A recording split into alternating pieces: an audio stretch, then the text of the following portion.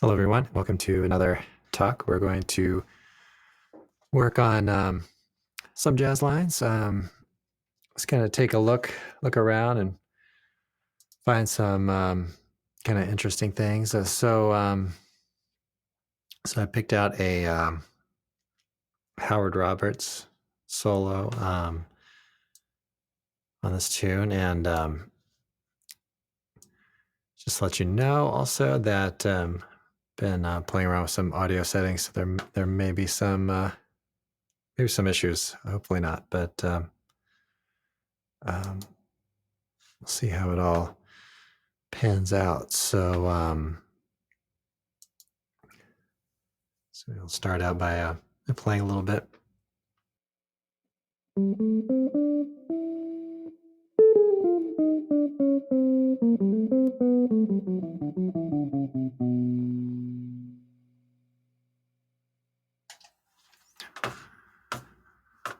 All right, so yeah, kind of experiencing some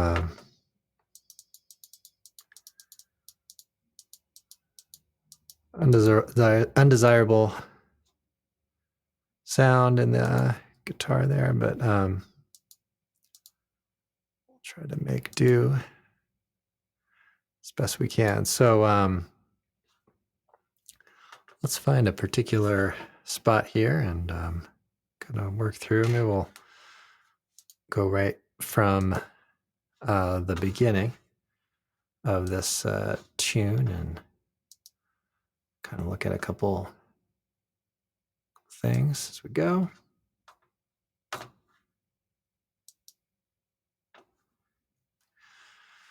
All right, so we have some tablature on this one. Maybe helpful. Okay, so we have. Okay, so we're just about to get into the A minor chord. So we're going to have, and then we're going to bend this note to this tone. I probably should have brought my lighter strings, but anyway, get up to this tone, which is the 9 of the A minor chord.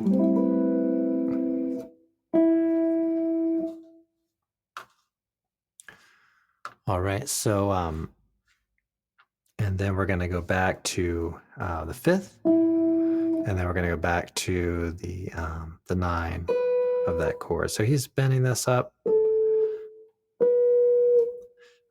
there to that tone, and then we're going to go to the E again on the D7.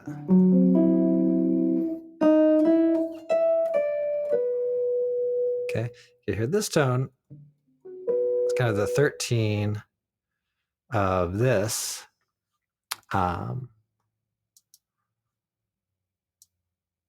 Chord, but it's going to be the 3rd of the G chord.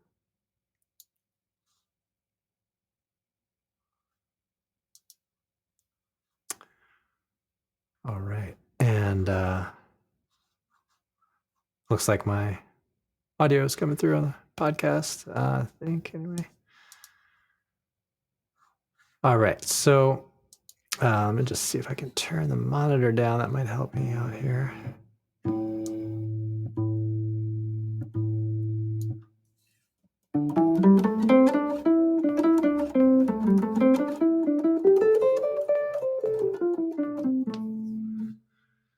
All right, so let's look at a little more of this, but let's see if we can maybe play through this one a little bit.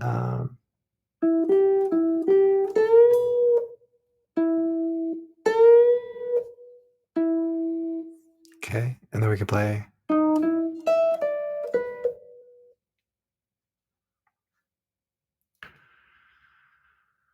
All right, so that gives us the little bit going on. So there, we want to really think about, how a line relates to a current harmony, how it relates to the key that we're in, and all that. So let's take a look at a little bit more. So we left off on this B, right? And now we're going into the A. So what is the A on the G? It's the 9. And then we get 13. Okay, so if we take a few of those notes that just came before, okay, so that's a nice line there. So moving from the D7 to the G major 7. All right, so now we have, okay, now the E there on the second measure, now they're showing it over here, so we'll play here. That's the third of the C. And if you're just getting kind of started with this concept, try to think about the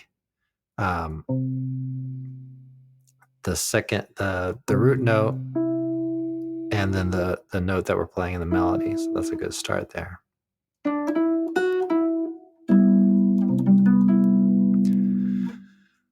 C, the root.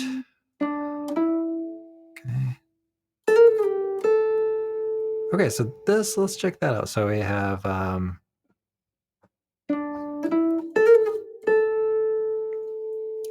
okay, that's going to be on the, targeting the third of the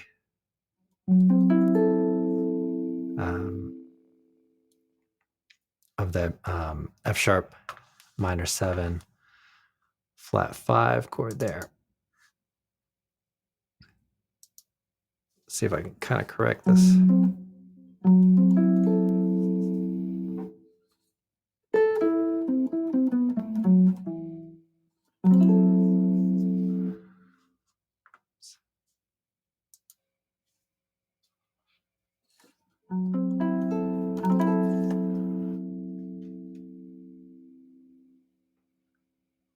See if we can correct this just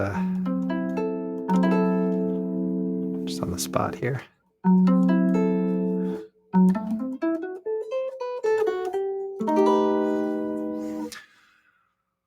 All right, so we see that we have a slur there. So we can play,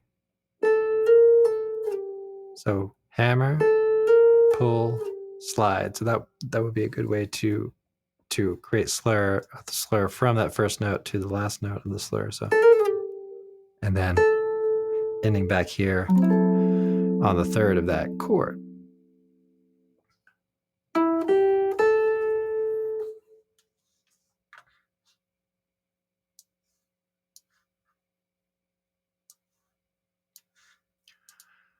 All right, so let's go back to, or go a little further, see what we can find here.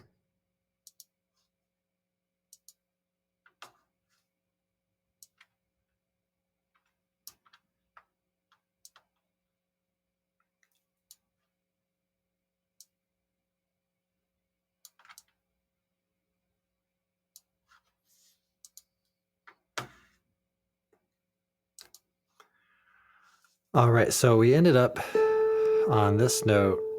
Okay, that's going to be the flat 7. So he's going to play this bass basically kind of again. This is going to be tied over. So we get, okay, and then we have a slur from here. Okay. So let's see what's going on there too. So we have B7, right? So we have the flat 7, flat 13. Okay, we have the 11. That's going to move us to the third of the chord, and then the root. So, okay. So you could think of Phrygian dominant there, likely the source for that. And then we have E minor. Let's see what he plays there. So 7 to 9, 7 to 9 on there. So that's the flat 7 to the root. 11 to the 5, and then flat 5 to the 11 to the 3rd.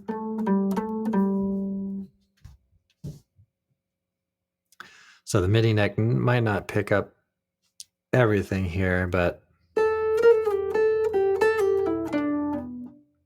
okay, that's the B7 that we have. Now you could slide. Okay, and that's on the E minor 7 sound, or E minor 7 sound.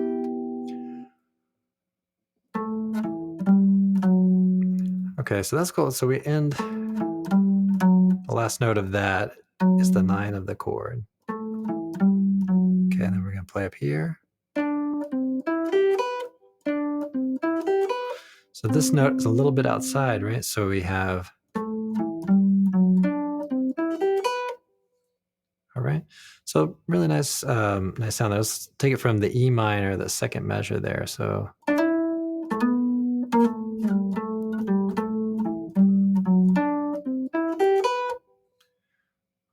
All right. So very cool.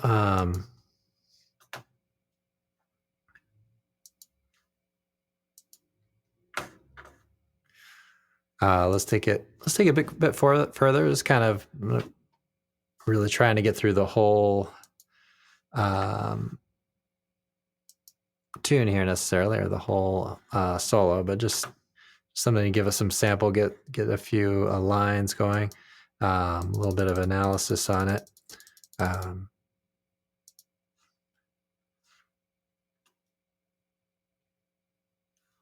All right.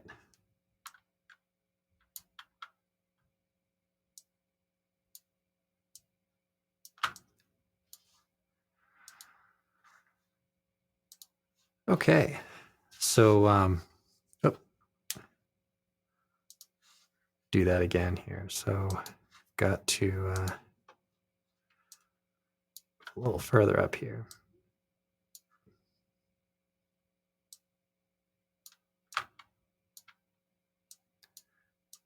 And yeah, so analyzing, even just kind of lightly going over like we're doing, it's really important, you know, transcribing, you know, for connecting things with the ear, and then, you know, learning solos and things like that.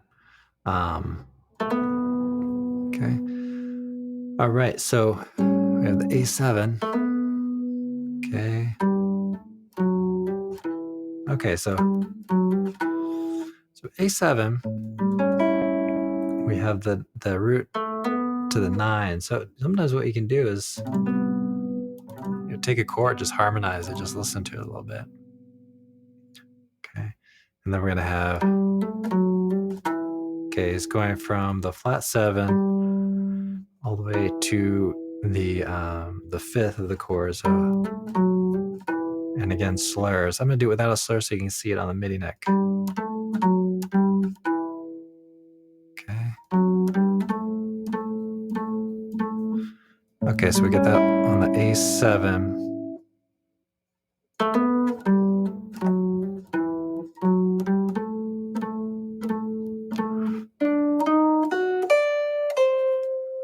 All right, D7. We've got root, flat 9, 3rd, root, flat 7.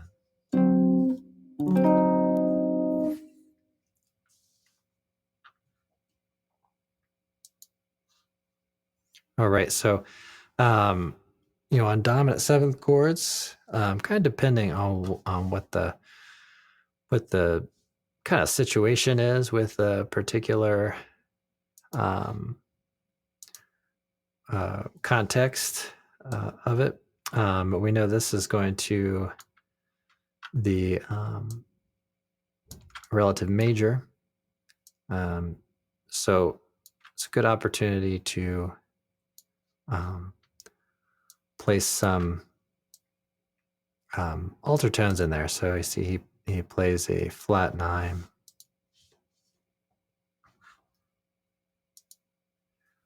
On that chord. So we've got,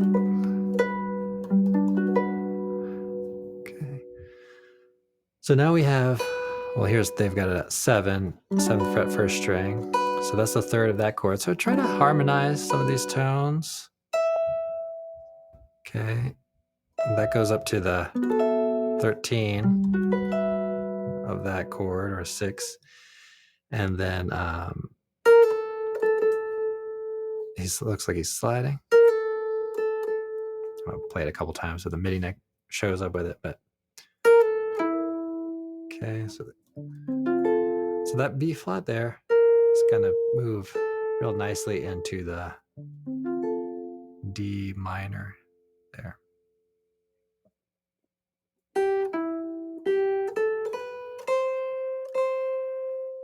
Okay, on the G7, it's playing root, 9, 3, up 3,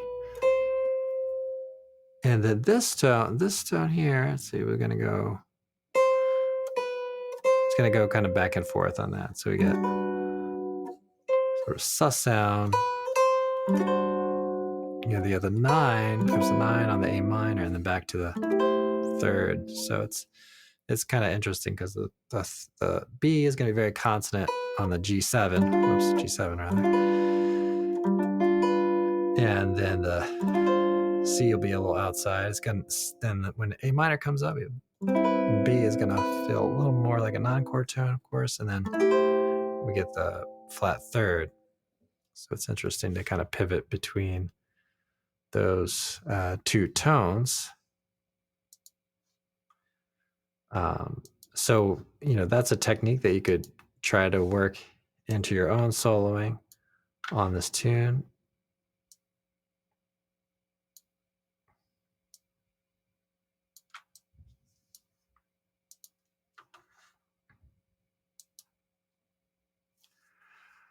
Okay. We're back to this F sharp minor 7 flat 5. So he just kind of slides in there. I'm not sliding because of that MIDI neck. Maybe I should even just move to a different view here. But anyway, that.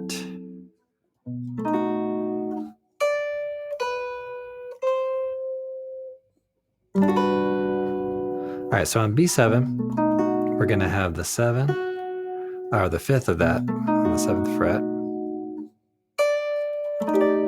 That's a sharp 9, flat 9, sharp 9, and then that will resolve to the 5th.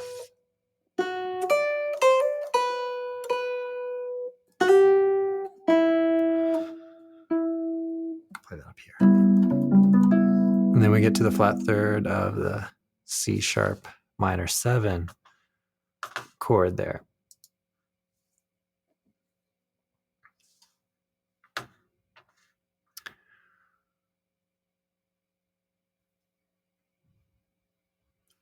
All right, so just kind of hopping around here a little bit. Let's take a look at the last couple bars here of the solo.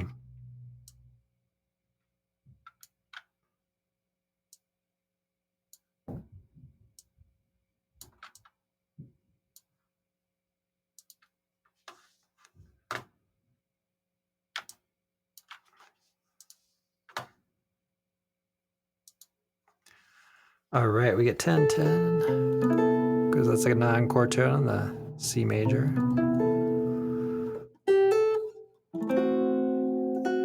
We get the root of the F sharp.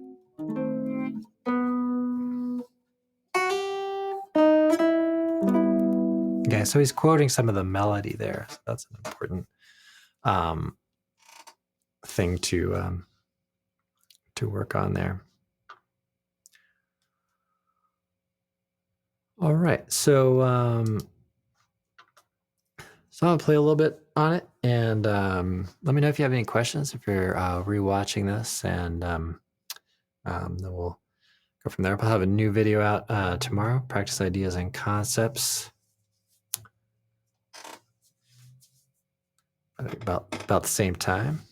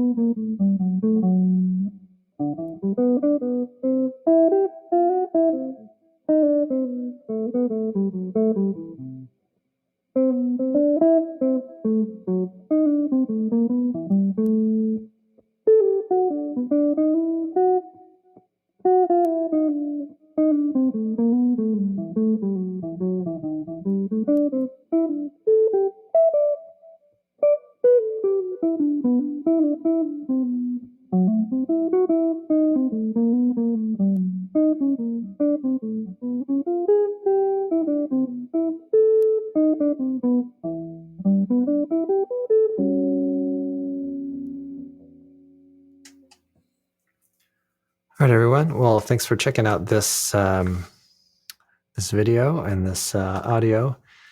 And I will see you all in the next one. Have a great practice session.